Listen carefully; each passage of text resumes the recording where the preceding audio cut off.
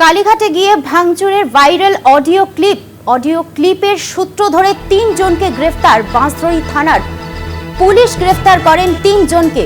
Dunlop থেকে গ্রেফতার শুভম সেন শর্মা। কালীঘাটে গিয়ে ভাঙচুরের ভাইরাল অডিও ক্লিপের সূত্র ধরেই 3 জনকে গ্রেফতার। বাঁশদ্রোণী থানার পুলিশ গ্রেফতার করে 3 জনকে। ডানলপ থেকে গ্রেফতার শুভম সেন শর্মা।